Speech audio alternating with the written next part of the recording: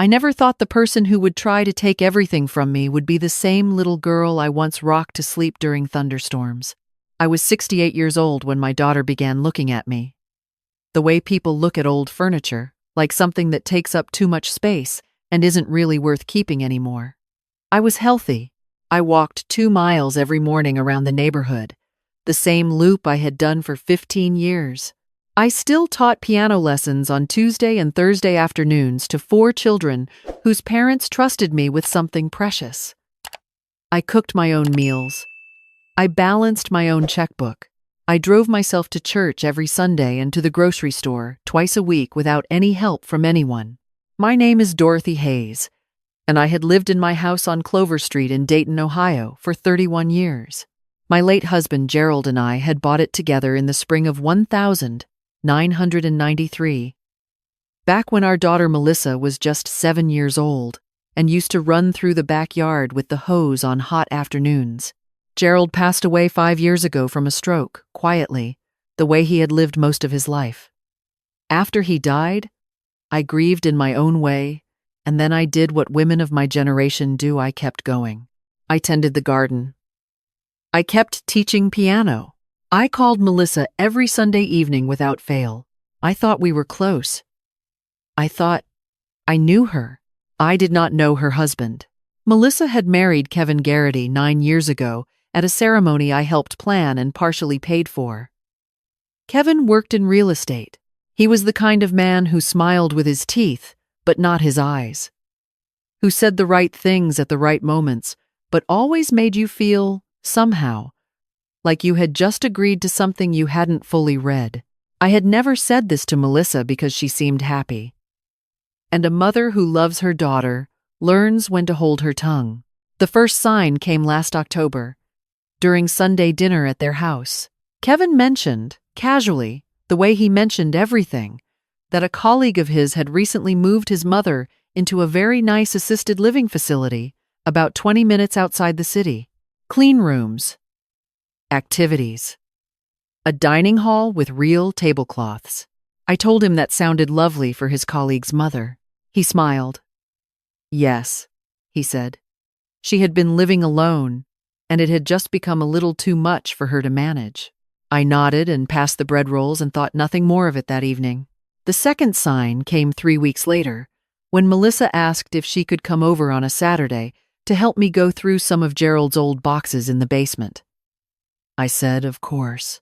We spent the morning sorting through old tax records and Gerald's fishing equipment and a box of photographs that made us both cry a little. It felt like a good day, like a mother-daughter day. But as she was leaving, Melissa paused at the front door and looked around the entryway with an expression I can only describe as evaluating. She looked at the stairs. She looked at the height of the doorframe. She asked me, very gently, whether I ever worried about managing the house on my own. I told her I managed perfectly fine. She said, of course, of course. She just wanted to make sure I was comfortable. I watched her car pull out of the driveway and stood at the window for a long moment after she was gone. The third sign I should not have needed, because by then, I already knew. But I am a woman who believes in giving people the benefit of the doubt, especially people I love. And so, when Melissa called on a Wednesday evening in November and asked if she and Kevin could come over that Saturday for a family conversation, I said yes. I even baked a coffee cake. They arrived together, which was not unusual.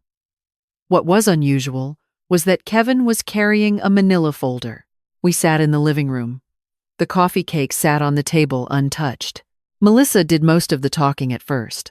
The way she always did when Kevin wanted something, she was the softening agent, the warm-up act, the gentle voice before the ask. She talked about how much she loved me. She talked about how hard it was for her to worry from across town. She talked about a woman from her office whose mother had fallen and lain on the kitchen floor for 6 hours before anyone found her. I told her I did not have the habit of falling on my kitchen floor. Kevin opened the manila folder. Inside were brochures. Glossy, color-printed brochures for a place called Sunrise Gardens Senior Living Community. He spread them on the coffee table the way a real estate agent spreads listings efficiently, confidently, like the decision had already been made, and this was simply the presentation portion of the meeting. He talked about amenities. He talked about safety features.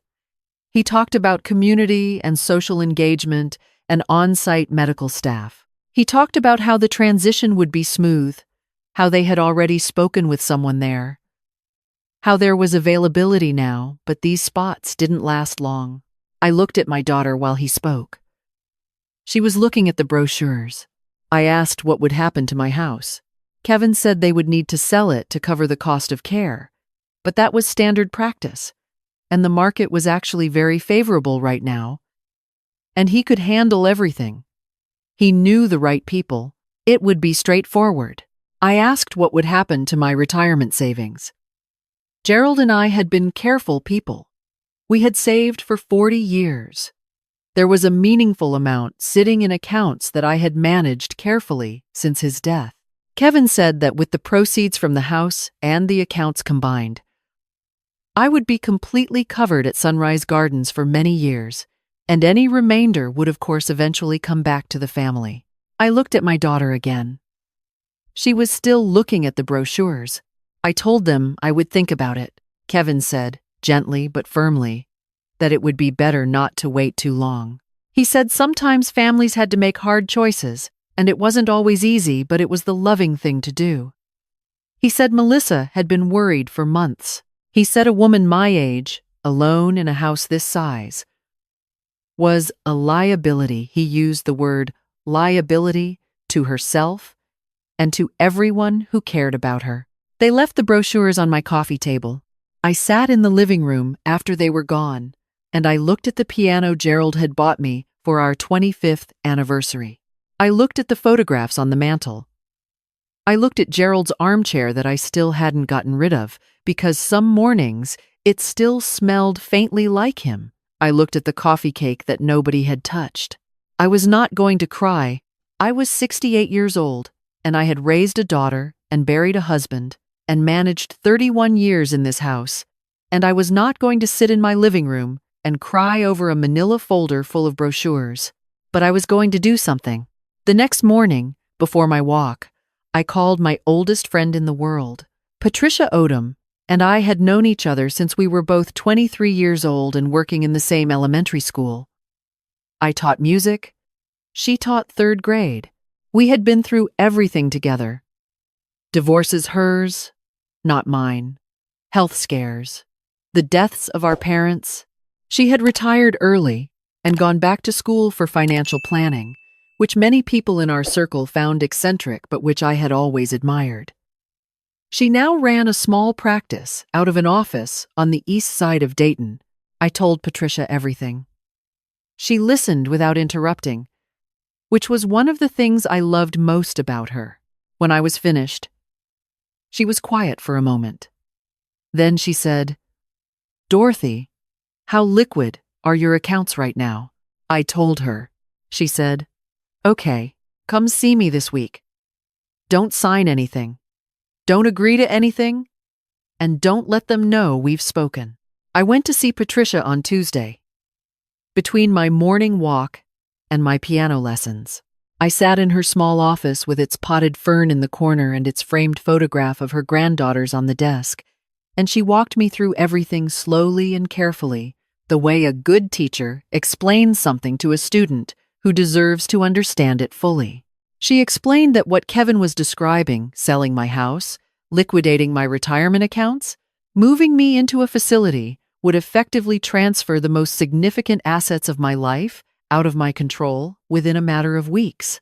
She explained that once I was in a facility, contesting any of those decisions would become significantly harder, especially if they had documentation suggesting I had agreed. She asked if I had a power of attorney on file anywhere. I did not. She said that was the first thing we needed to address. Over the next 2 weeks, Patricia introduced me to her colleague, a man named Robert Chen, who had practiced elder law in Ohio for over 20 years. I met with Robert in his office on a Thursday afternoon. He had the kind of face that made you feel immediately that nothing you said would shock or alarm him, which was exactly what I needed. Robert explained my rights to me clearly. He explained what protections existed in Ohio for seniors facing pressure from family members regarding financial decisions. He used the phrase undue influence and explained what it meant legally. He asked me a series of careful questions about my mental and physical health, my daily functioning, my financial history. He asked whether I felt I was being pressured. I told him about the manila folder. I told him about the word liability. He said he had heard enough. Robert and Patricia helped me put things in order over those 2 weeks. A durable power of attorney was established, naming Patricia as my agent. Not Melissa. Not Kevin. My retirement accounts were restructured with updated beneficiary designations. Certain assets were moved into a trust that Robert established for me, properly and legally, with full documentation of my mental competency at the time of signing. I signed every document Robert placed in front of me. I read each one. I understood each one. I signed them in his office with a witness and a notary present. Then I waited. Melissa called the following Sunday evening as usual. She asked how I was doing. I told her I was well. I told her I had been thinking about what she and Kevin had presented. I told her I thought they might be right, that it was perhaps time to consider making some changes. The silence on her end of the line lasted only a second, but I heard it. She said she was glad I was being open to it. She said Kevin would be relieved. She said it was the right decision for everyone. I told her I just needed a little more time to process emotionally. I told her that was understandable, wasn't it?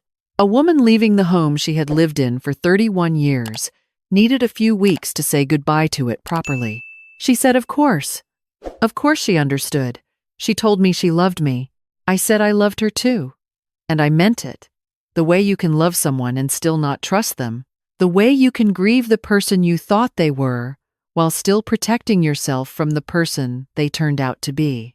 Kevin called me himself 2 days later. He was warm and professional.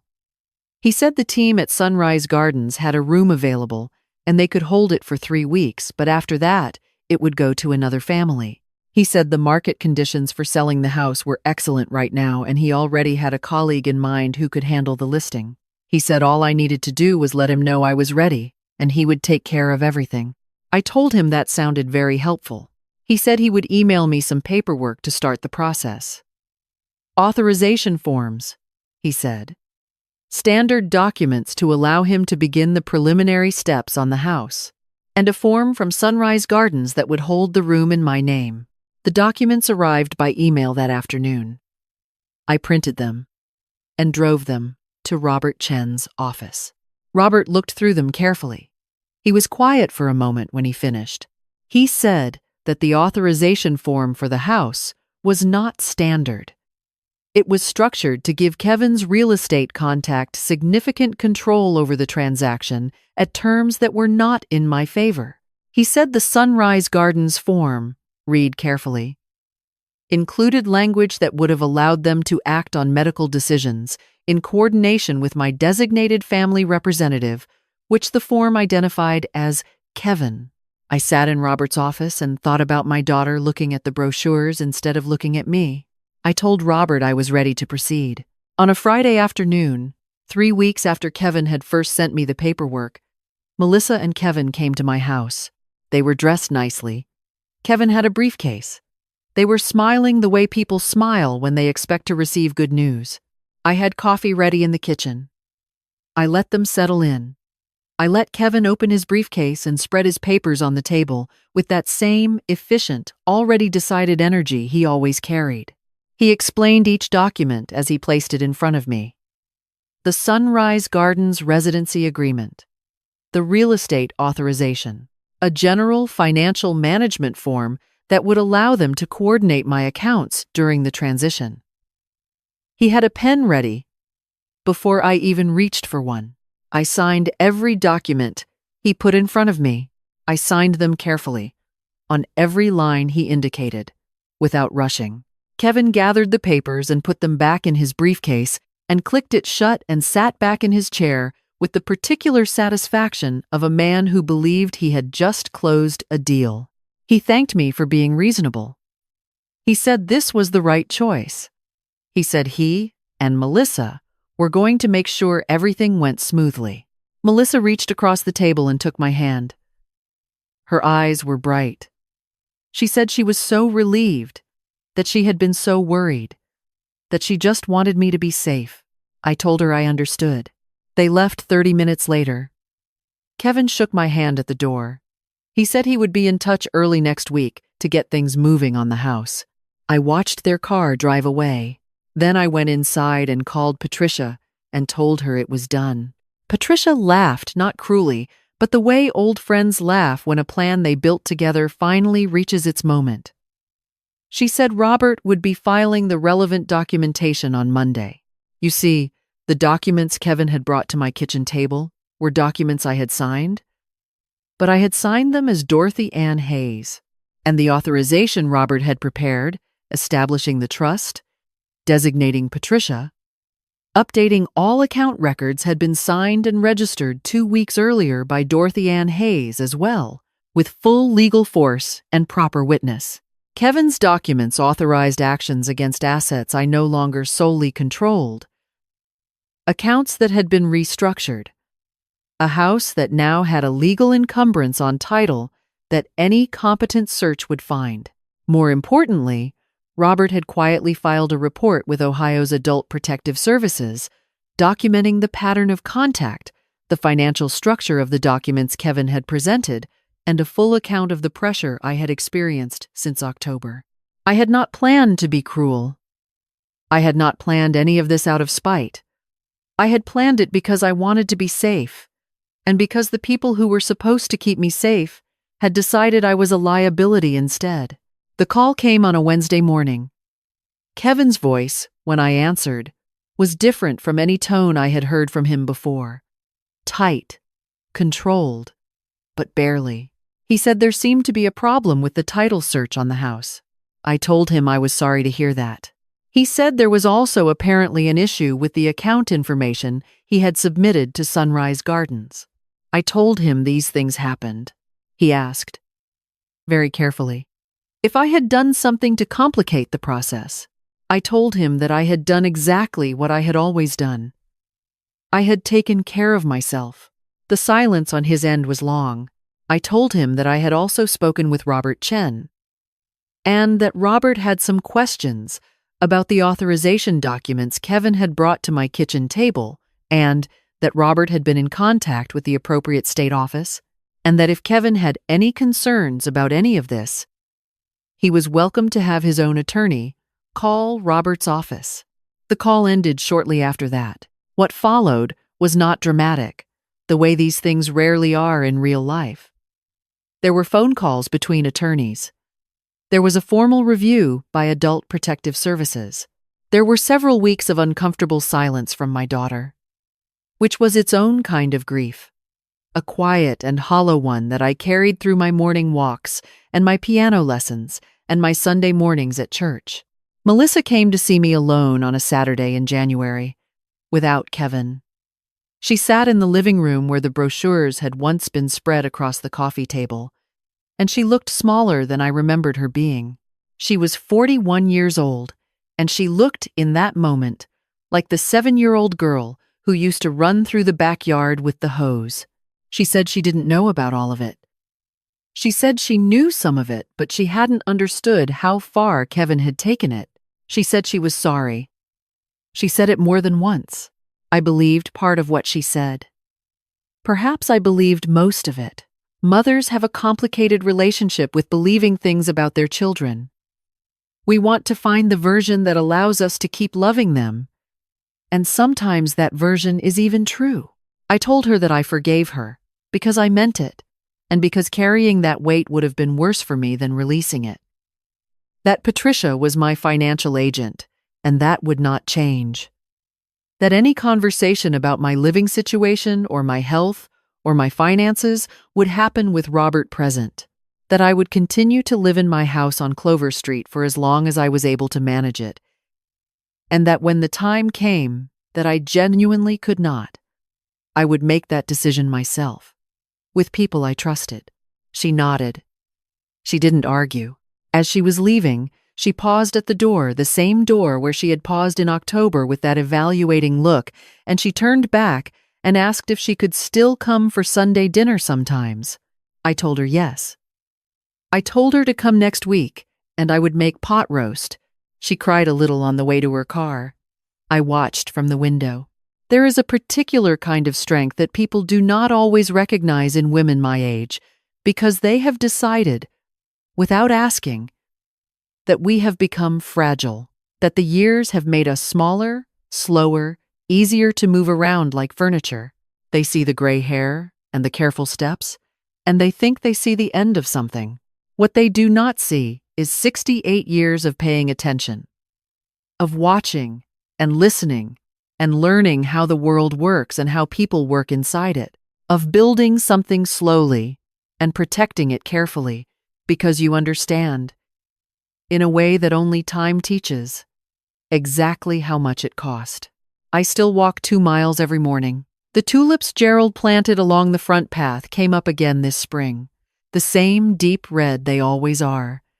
And I stood at the edge of the garden in the early light and looked at them for a long time. My piano students came on Tuesday. A little boy named Marcus, who is 7 years old and very serious about everything, played his scales perfectly for the first time, and looked up at me afterward with an expression of such pure surprise at himself that I had to turn toward the window so he wouldn't see me smiling too hard. Patricia and I have lunch the first Friday of every month. She always orders the same thing, a turkey club and an iced tea, and we talk for 2 hours and solve most of the world's problems before the check comes. My house is still my house. I am still Dorothy Hayes, and I am still here. And I signed every paper they put in front of me.